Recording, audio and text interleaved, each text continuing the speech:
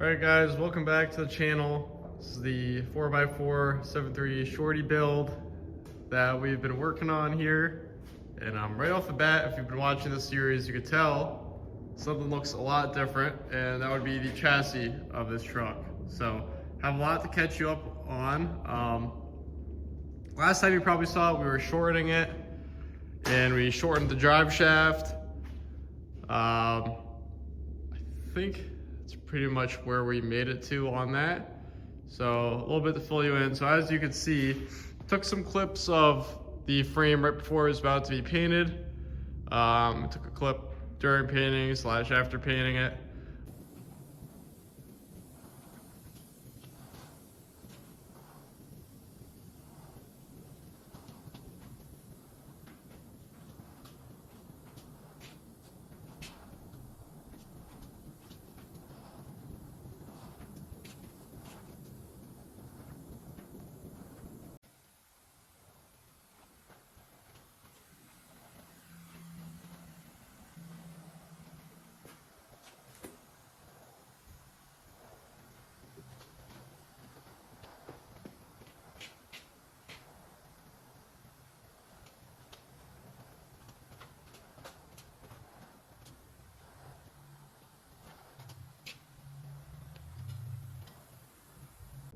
This is kind of the final result. So I'm going to show you the whole frame, or what we ended up doing for our fuel tank mounting setup.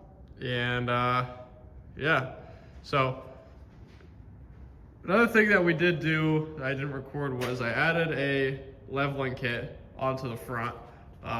It's about a 3-inch leveling kit, so you can kind of see the blocks there. It levels it out, so it seems like it'll be sitting pretty level with the back, because the back isn't stock ride height. Those are little beefier springs. Not really sure how much taller, but it's not factory ride height. So got those in.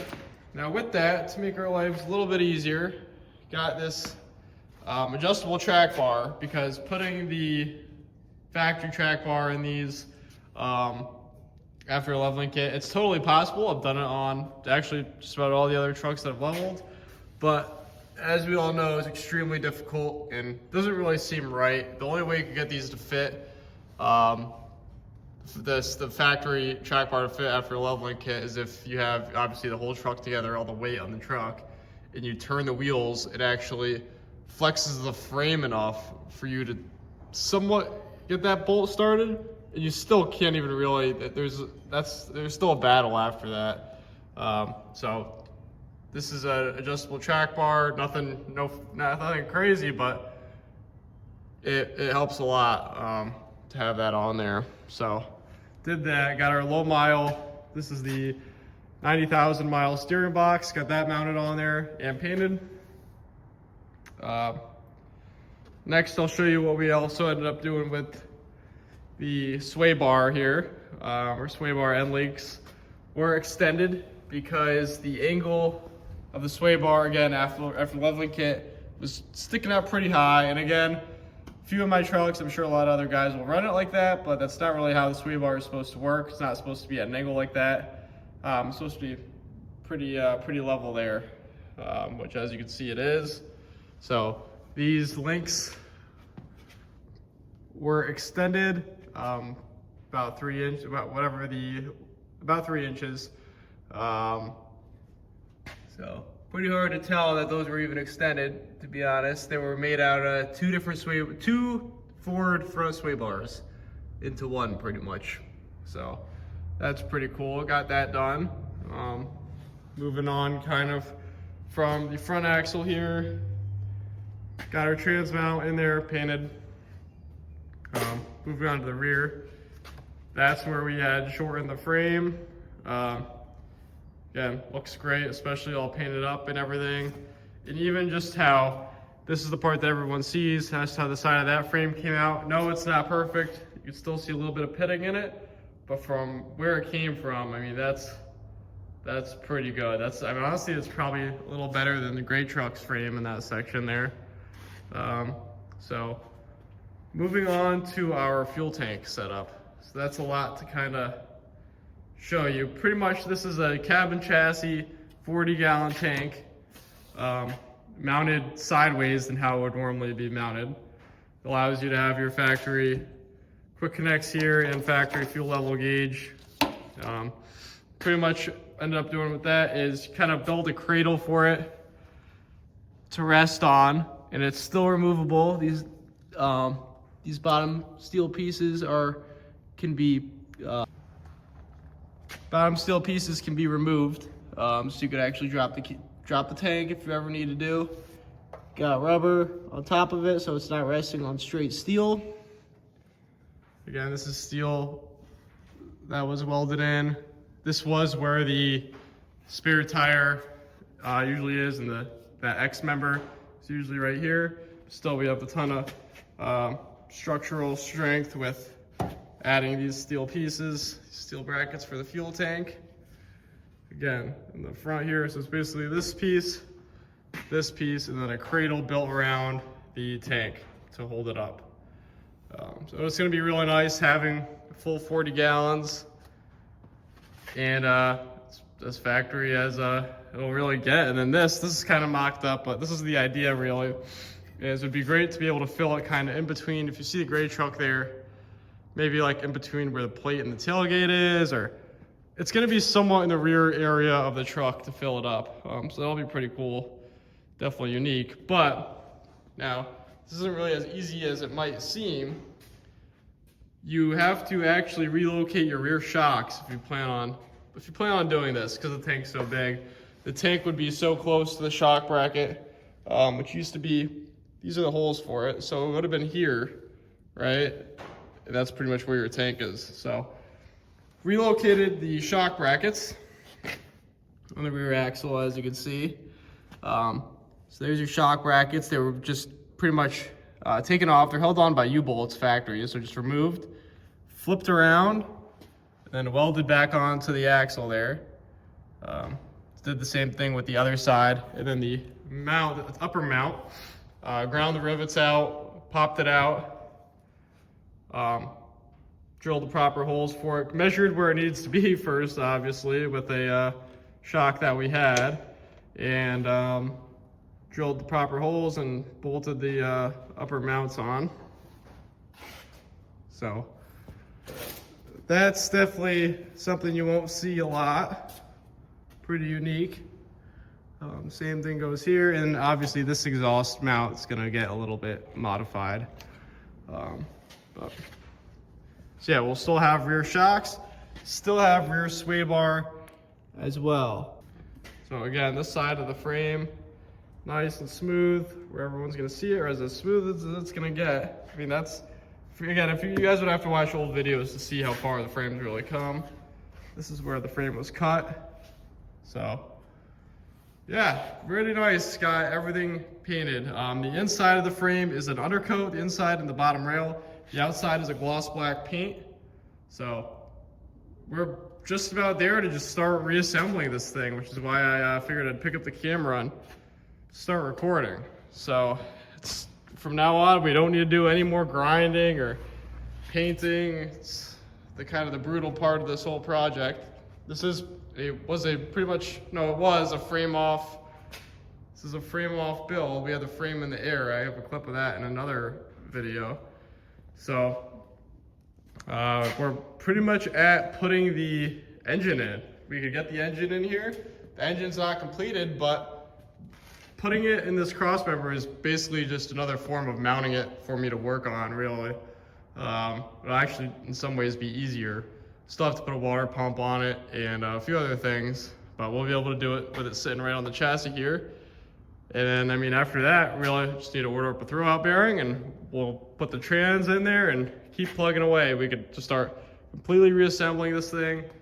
And the traction bars that you may have seen in another video, those are out at powder coat, so we're waiting on those to come back. So a lot going on, a lot to catch you guys up on, but we just want to show you now before we try to get this engine in. So stay tuned for that. You're definitely going to want to see that. Thanks for watching.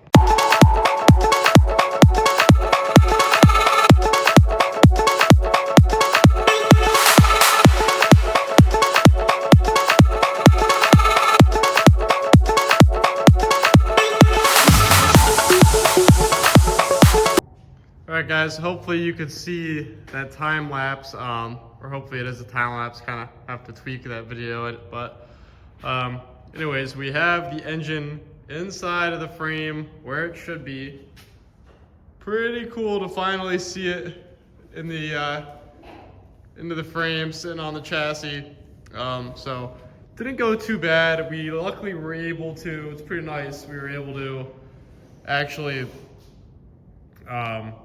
roll the frame to the engine and kind of roll both at the same time because they're both sitting on wheels. So that made it a lot easier, but still wasn't the easiest thing in the world. And it is scary watching your, 1,000-pound engine up in the air with your powder-coated oil pan on it and everything. But it worked out. We're in the frame now. Really nice to see how it's looking in the frame. And I mean, we don't even have the trans hooked up to it yet or anything else. So unfortunately, it didn't order that throwout bearing. So that's gonna have to wait because the issue is the back of the engine isn't supported because the trans kind of acts as the support when it's laying on that cross member there. So once we get the throwout bearing, we'll get our freshly painted transmission in there, hooked up to the engine, and it'll be sitting there perfectly. I can tighten down the engine mounts and everything, and that'll be a pretty cool day to see that all together. So we're definitely gonna want to stay tuned for that. But didn't go too bad. We just have a ratchet strap ran under it for now, supporting the back, and we're gonna leave the hoist on it again until we get that throwout bearing. So see how that goes. Pretty excited to see this thing. It's really starting to come together. And again, this is funny because this side I don't have the valve cover on it yet. Just the difference of having a valve cover on it, it's pretty extreme. And we still have to put our accessory brackets on the front. Those are powder coated thermostat housing and whatnot. So yeah, that'll pretty much do it for getting the engine in. And I forgot to show you, these are our painted shortened drive shaft. Well, this is the shortened drive shaft painted. Can't even really tell it was ever shortened. This is our front drive shaft. So yeah, next step's that transmission, and really after that it's brakes, fuel system, pretty much just making it a truck again. So stay tuned for that. All right guys, so we ended up getting that throwout bearing for our low mile ZF6 here. Got that installed. Clutch fork seems to be sliding in and out pretty nicely. Got a little bit of grease on there, but you don't want to go crazy on that. So we'll see how this goes. Our plastic tabs in place and not broken. Gonna leave it in this position so that whenever we put our slave cylinder in, the fork is as close as possible to the opening here to mount that in. And we should be good to go. So we're gonna actually pick this up using our second hoist and put it in from the top down onto the frame, which is a little bit unique, but I think it might make it a little easier. Who knows, might make it harder. Never really done it this way. So got a little bit of pressure off our engine here, and we're gonna see how this goes. So stay tuned. I'm gonna try to time lapse this install as well. We do also have to get this in the air and get the mount on it before we drop it in too. So we'll do that as well. Stay tuned.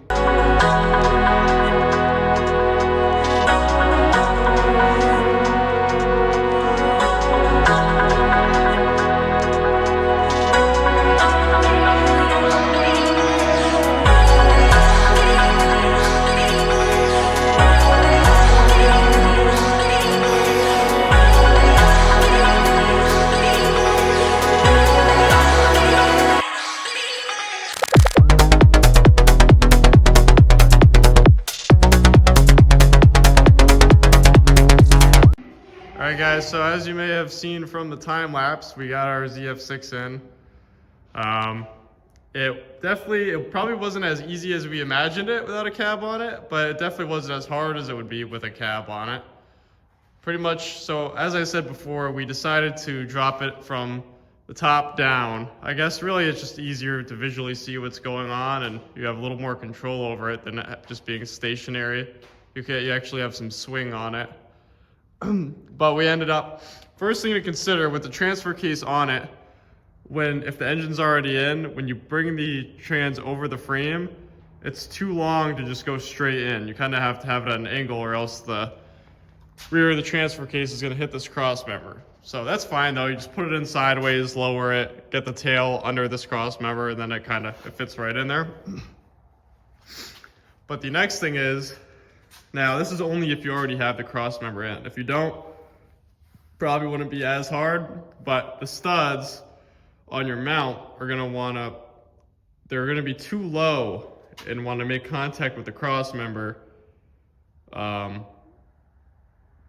you'd have to, basically what we were running into is the engine had to come up to get them to align together without hitting the cross member there. So what we ended up doing that just made it easier was we jacked the engine back up, got that higher, pushed it back, dropped the trans into the mount. That way we didn't need to worry about it swinging around anymore, and it was a little more level than it was on the rope. And that way at that point we had nuts started and we could just manipulate the front of it up and down rather than the whole transmission. So then we pushed the engine back in, and from there it was very similar to putting an engine back in the truck with the trans in it. Just slow movements of pushing the engine in, maybe jacking the trans up a little bit, lowering the trans a little bit till they're perfectly aligned. And they actually, after that, they came together pretty nicely.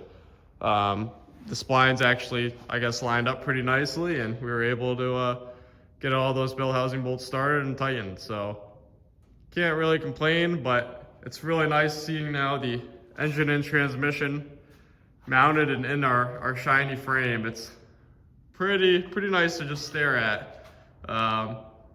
That's, they're in. All we really have to do is get the cross member nuts tight and the engine mount nuts tight, but they're where they should be. So pretty nice seeing it like this, and now we're at a point where we could really just start knocking out reassembly on everything, the rest of the engine, the whole fuel system, the brakes, wiring harnesses. So we're at a pretty nice point now to continue reassembly of the truck. Still need an exhaust system to get in there, and still have our traction bars coming. So hope you guys enjoyed us getting the engine and trans in our fresh frame here. It's quite the transformation if you guys have been watching the entire build. So stay tuned for what's to come, and probably next video we'll probably be doing the water pump and maybe putting some more powder coated parts on it. Really, we'll have to see what's to come. The plan kind of changes every day. So, and then if stuff comes back from powder coat, we're gonna want to do that. So we'll see. So stay tuned for next video. Let me know if you guys have any questions for this. And thanks for watching.